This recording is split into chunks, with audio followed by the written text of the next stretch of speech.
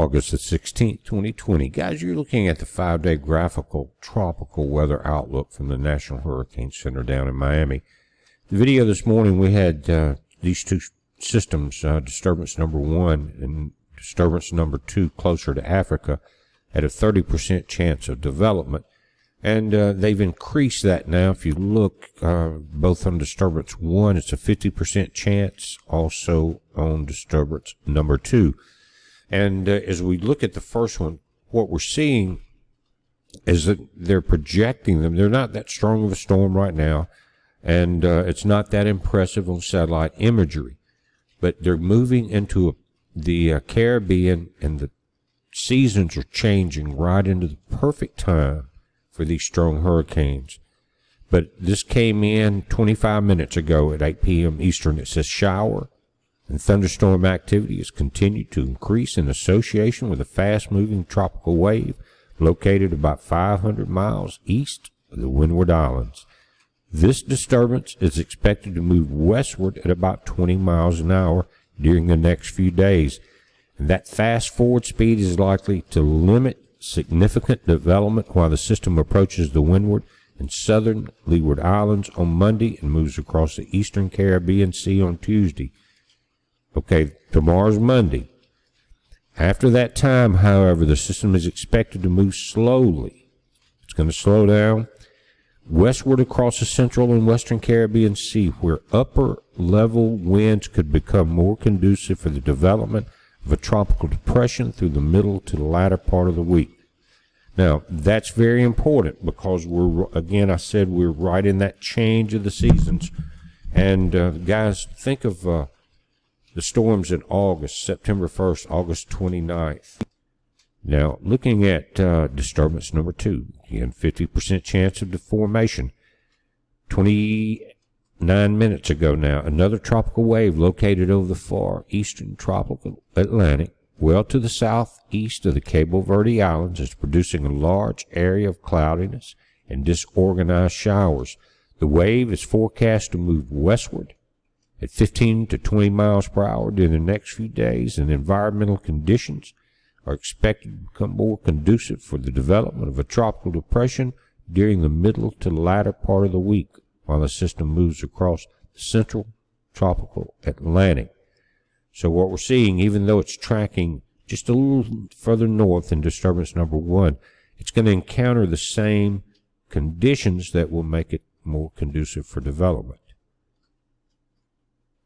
Guys, if you're going into the data here at NOAA, at the National Hurricane Center, and you go into satellite imaging, and you click on wide view and the animated GIF, this has been coming up all day, 404 not found. Even on the video that I did earlier today when there were 30% chance of development. But what I want you to do so you can actually see the images, and we're going to go there, I want you to go to our website. And as many of you know, it's bpearthwatch.com. It's been there a long time now. But again, we were looking at the hurricane site here, and that's where most of the satellite imaging is down.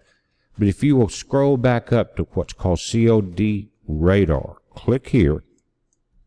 Now, we'll come up with the current U.S. satellite imaging. And I just want to point out one thing. I'm in central Mississippi, and this storm system here, as it came in, and it's very calm now. We're getting light rain. But we had a lot of lightning, guys, in front of this. Got dark. A lot of late summer leaves falling and hitting the ground as this storm came through. Again, very intense lightning, so be careful. But we needed the rain. It's been very dry. And you guys that are along the Texas and Oklahoma border, north of there, and Kansas, and further north from there, these are some pretty intense storms, and this area, guys, has been under an extreme heat watch and warning for the last few days. We were at 105 heat index here in central Mississippi before this pulled through. It's because of our weak shields. And after the rain, guys, we went from 105 to 62 degrees. You realize that's over half?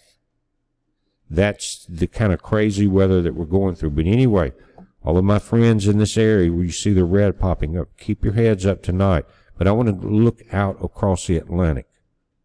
What you would do is pull over to the left in this column. The COD is for College of DuPage, and click on Global Sectors right there.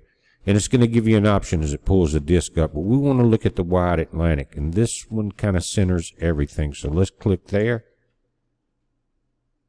And here's what we're seeing. The remnants of Josephine is here, and the disturbance number 1 is here. Guys, you can't tell it under the infrared imaging, but there is low surface circulation at this point.